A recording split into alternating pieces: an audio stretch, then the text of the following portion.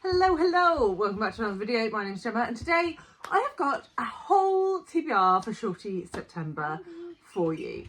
So before I start talking about Shorty September, I am filming with Charlie in the room. If you're new, Charlie is my youngest son and he is playing with his cars. So if you hear squeaking or bashing, it's Charlie. So I participated in Shorty September last year for the first time and I really enjoyed it. It was probably one of my favourite readathons of the whole year, and so when I saw the announcement for this year's come out, I was like, hell yes, count me in. So if you're unaware, the Shorty September readathon is the sort of mastermind of Sean and Bert at Pastory Time, and they are assisted by their very fabulous assistant Heather at Soggy Expat Book Nerd. Is that right? Yes, it is right. So kudos to those guys. They are all going to be linked in the description box, so I highly recommend that you check them out. So there are how many prompts? 12 prompts this year. So I have books for all except one. We'll get to that in a minute. In fact, I have 2 books for each prompt because I have a physical book and then I have a book in another format because there's no way that I'll get through 12 physical books. So let's just jump into the prompts. And I love these because they're all named after different types of shorts. So good. I love it. It appeals to my sense of humour. So the first one is Pedro Pascal shorts, an unexpected purchase. For that, I've got Temesa Street, which is a story written by a compilation of 30 different authors. Can I give you the book? Can I give you a book when you're finished with that? Well, I'll give you this book when I'm finished. There's some really good authors in here. Monique Raffi, Bill Bryson, Patrick Gale, Sarah Waters. I'm not going to read out 30 different authors. But I got this look as an extra with my Shelter Box book club subscription. So I'm counting that as an unexpected purchase. Set in London in 2050 following catastrophic flooding of the Thames.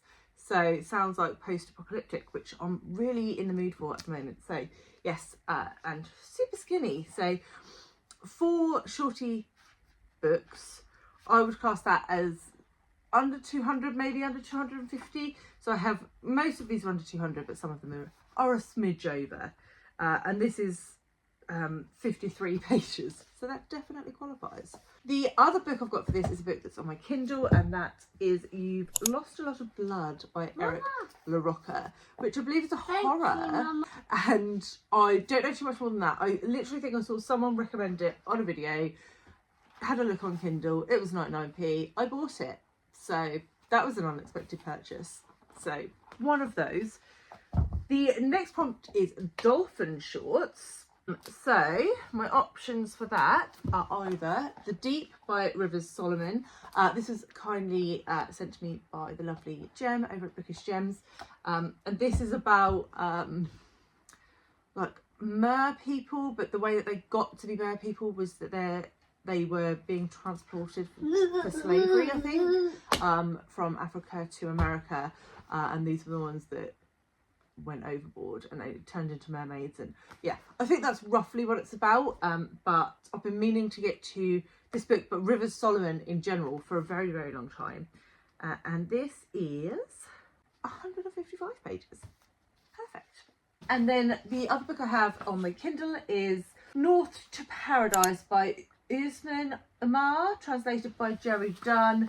I think that's an immigration story, so I don't know too much about it, but it has water on the cover. Hopefully you can see that here, so it counts. Next we have Shorty Shorts, a book from the 70s or 80s.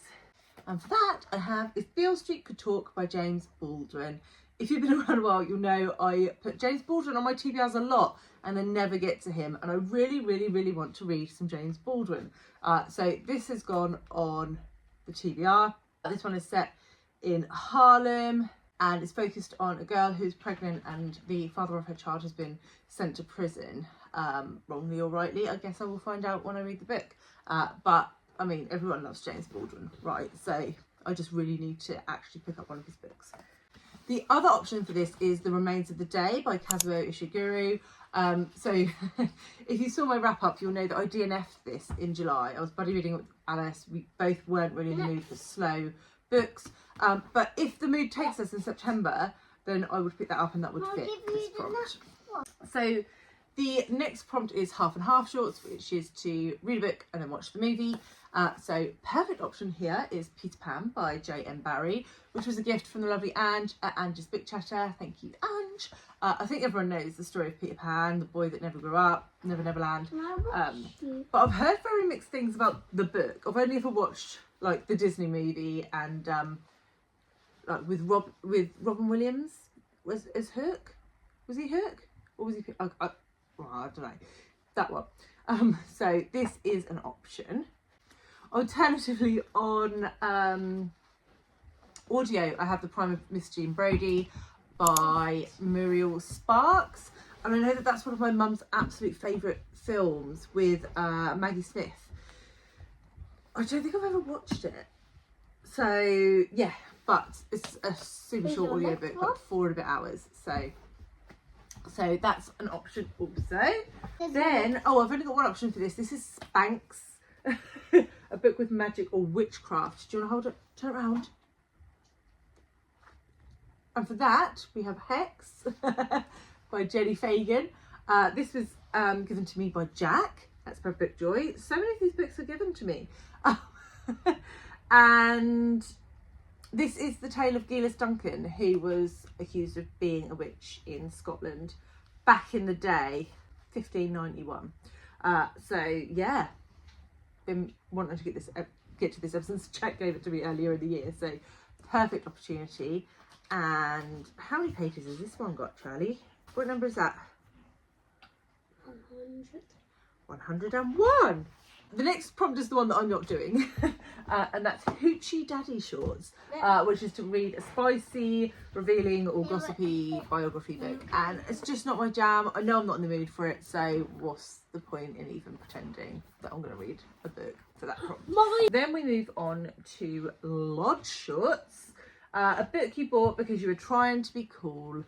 So I thought, what better books to choose than books that were nominated for awards, because that's cool, right? Well, I think it's cool. So the first option is Pyre by Perumal Murugan, and this is translated by Aniruddin Vasudevan.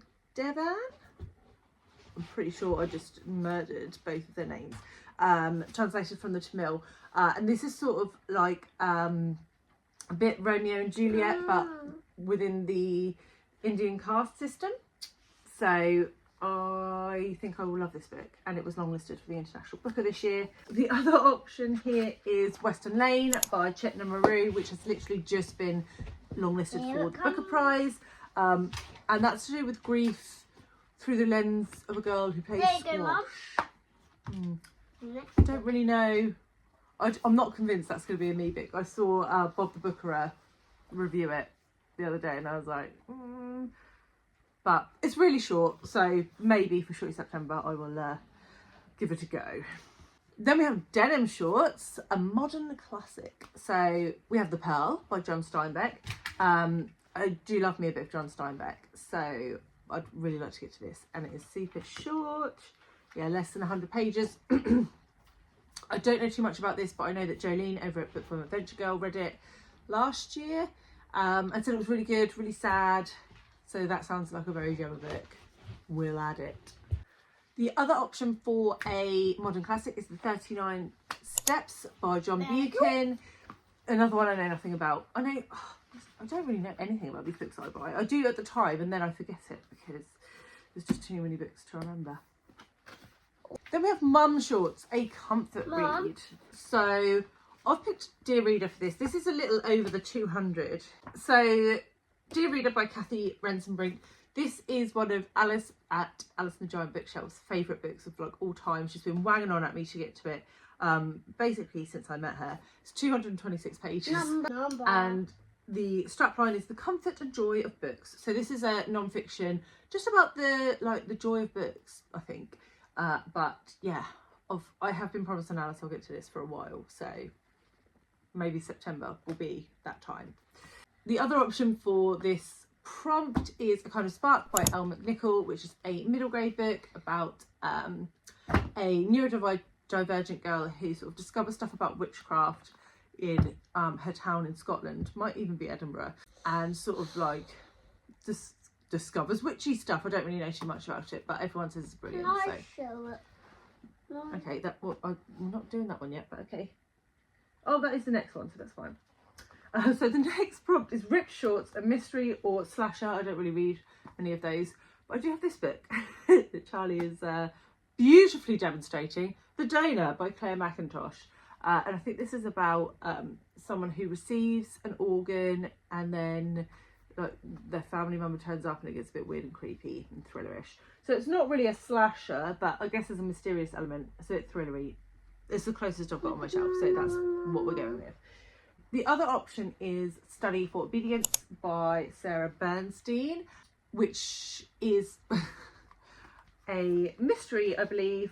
And I think it's, again, from the perspective of a neurodivergent mother. Not too sure on the full-on premise of that. I kind of want to go in blind, but it definitely says mystery in the synopsis. So then we have Elizabethan Shorts, which is a historical read.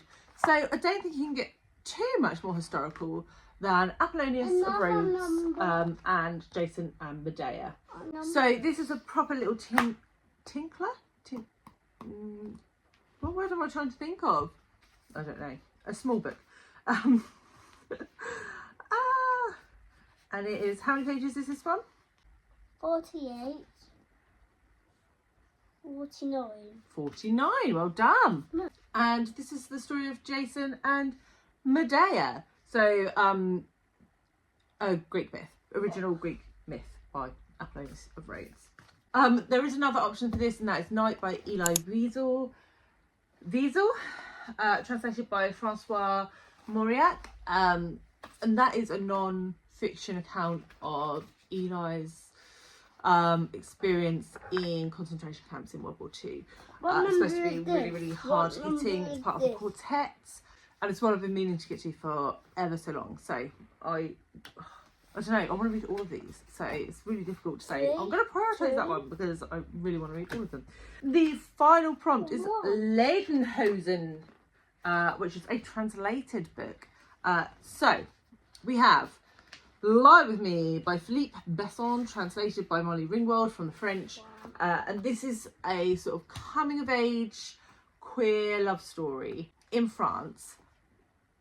The reason I've put this on the TBR is because I'm seeing it like all over the place at the moment. So Jen the Librarian talked about this recently because she's rereading it for like the second time within the same year, within the same 12-month period, because she loved it so much. And I also saw it hit one of the top reads for Sant Reads as well. So I feel like, you know, when you watch like 2 videos in close succession talking about the same book and you've got it on your shelf and you're like, this is a sign that I need to pick this book up. So yes, that is what I've chosen for this prompt. The other option is The Tamarind Tree by Sundara Ramaswamy. And I don't know too much about that book either, but it was on Kindle Unlimited and it's been sat in my audio library for a while. And it's quite short, so we'll see if we can get to that one. I'm going to wrap up this absolute disaster of a video.